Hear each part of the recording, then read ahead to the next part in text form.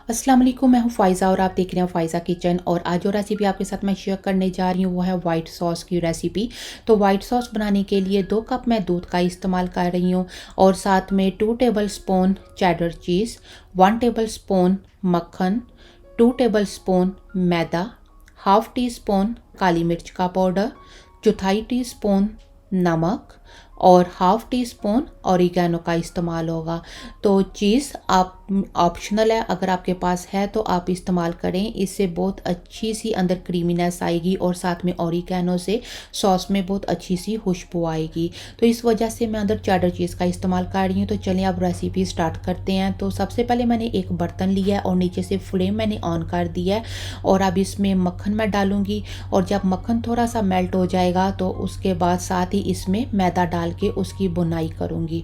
तो अब ये मक्खन थोड़ा सा मेल्ट हो गया तो अब इसमें मैदा ये अब मैं शामिल कर रही हूँ और मैदा शामिल करके 3 मिनट के लिए इसकी आपने बुनाई करनी है ताकि मैदे का जो कच्चेपन का फ्लेवर होता है ना वो इससे ख़त्म हो जाएगा। और अगर आज की ये रेसिपी आपको अच्छी लगे तो इसको मुझे लाजमी कमेंट्स में बताइएगा कि कैसी लगी और साथ में मेरे चैनल को भी सब्सक्राइब कीजिएगा। तो अब आप ये देख सकते हैं 3 मिनट के बाद मैदे का कलर चेंज हो गया। तो अब इसमें मैं दूध शामिल करूंगी। तो दूध को 3 स्टेप्स में आपने अंदर डालना है।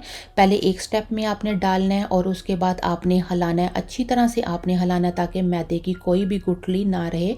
और क्योंकि इसमें सिर्फ आपने एक ही चीज़ का ध्यान रखना है ये सॉस बनाते हुए कि अंदर मैदे की कोई गुठली ना हो जब ये सॉस रेडी हो। तो उसका सिर्फ एक ही हल है कि आप इसको दूध को 3 स्टेप्स में डालें और साथ में हिलाते रहें ताकि मैदे की गुठलियाँ ख़त्म हो जाएं। तो अब ये 2 स्टेप्स में मैंने दूध डाला है और अब ये तीसरे स्टेप में ये मैं दूध डाल रही हूँ और साथ ही हिलाती जा रही हूँ।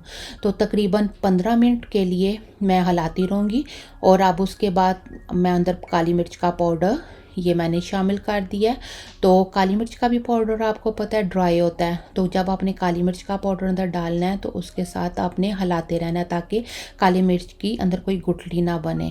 और अब इसमें ऑरिगेनो और नमक ये मैंने शामिल कर दिया है और साथ ही साथ इसको मैं हिलाती जा रही हूँ। तो आप इस सॉस को लाजमी ट्राई कीजिएगा। ये जो बाज़ार से हम सॉस लाते हैं उससे बहुत ज़्यादा अच्छी ये सॉस बनेगी और इस सॉस को आप मैकरोनी में, लज़ानिया, पास्ता में आप इस्तेमाल कर सकते हैं और एक हफ्ते के लिए आप इस सॉस को बनाकर फ्रिज में रख सकते हैं और आप इससे मैकरोनी, पास्ता और लज़ानिया बना सकते हैं। तो 15 मिनट के लिए अब मैंने इसको हिलाती रही हूँ और उसके बाद आप ये देख सकते हैं कितनी अच्छी और थिक सॉस ये हमारी रेडी हो गई है। तो आप ये देखें कि कितनी अच्छी और थिक ये सॉस बनी है। तो अब नीचे से मैंने फ्लेम बंद कर दिया है और उसके बाद चेडर चीज़ ये अंदर मैं डाल रही हूँ। तो जब आपने चेडर चीज़ अंदर डालनी है तो नीचे से फ्लेम आपने लाजमी बंद कर देना है और उसके बाद फिर दोबारा से हम इसको मिक्स करेंगे क्योंकि सॉस तो हमारी ऑलरेडी गर्म है। तो सिर्फ चीज़ अंदर डाल के इसे मिक्स इसलिए कर रहे हैं ताकि अंदर थोड़ा सा चीज़ीनेस अंदर आ जाए सॉस में, तो इस वजह से। तो अब इसको सिर्फ मैं हिला रही हूँ और नीचे से फ्लेम मैंने बंद किया हुआ है। तो आप इस सॉस को लाजमी बनाइएगा और ये देखें कि कितनी थिक ये सॉस बनी है, बिल्कुल बाज़ार जैसी ये सॉस घर में रेडी हुई है।